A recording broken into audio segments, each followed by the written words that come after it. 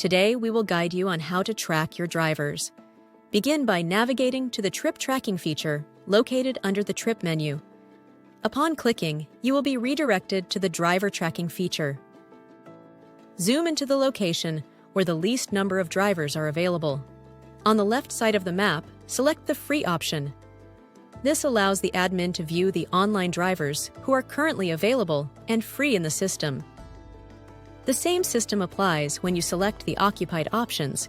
You will be able to see the drivers currently engaged in the system. Click on the car icon located on the left side of the menu. This will provide the admin with a list of details about the driver, the trip they are currently on, and the vehicle they are driving. On the right side, select the View Ride option. A list of trips without assigned drivers will appear.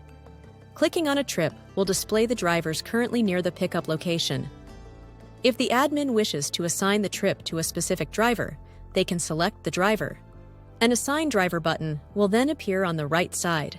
Clicking on this button will successfully assign the trip to the selected driver. This provides the admin with an overview of the unassigned trips. If no drivers are available near the pickup location, the system will display an error message. In this manner, the admin can effectively track the drivers, their current location, and their current activities. This information allows the system to efficiently track the drivers.